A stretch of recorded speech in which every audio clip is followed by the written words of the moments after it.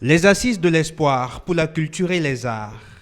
Ainsi en a décidé le cinéaste Ignace Yetchenou, qui a fédéré autour de cet idéal des compétences plurielles d'artistes et d'acteurs culturels de tout poil.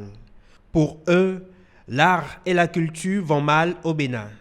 Pour eux, l'heure du grand nettoyage au Karcher a sonné.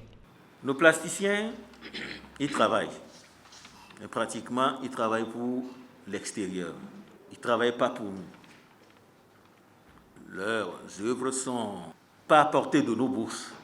Et le cinéma, en tant que production, n'existe pratiquement plus. Cela pose le problème de l'industrie culturelle qui est morte. Et je voudrais que cet idéal reprenne. L'artiste, c'est un rêveur. Que nous reprenions le chemin du rêve. Reprendre le chemin du rêve en se réunissant tous autour d'une même table et s'essorer les méninges jusqu'à en extraire l'élixir du renouveau des arts et de la culture. Là est la thérapie que propose le cercle de réflexion organisé autour du cinéaste. Nous avons voulu faire des assises parce que nous ne voulons pas faire une réunion de plus. Et malheureusement, le mot assise a semblé gêner les gens.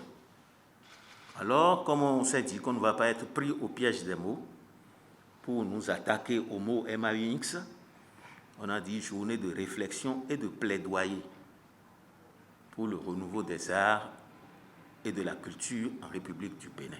Nous voulons faire les choses grandement. Et on s'est donné 4 jours pour ça. On a invité des universitaires. On a invité les sommités des arts et de la culture. On a invité des personnes ressources.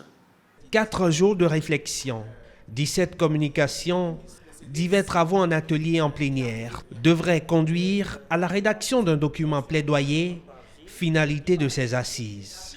Et quand les coups de gueule se tairont à la fin de ces journées, la voix de la diplomatie, elle, prendra le relais. Et l'événement numéro 2 se passera plus tard, où il s'agira pour nous de nous réunir tous ensemble et de rencontrer cette fois-ci les autorités politico-administratives pour leur rendre officiellement les conclusions de nos travaux. À partir du lundi 23 novembre prochain, levée de rideau sur cette rencontre annoncée comme l'objet d'enjeux culturels et artistiques nombreux, et aux organisateurs d'y fonder de grands espoirs en prophétisant quand notre beauté se lèvera, celle des autres tremblera.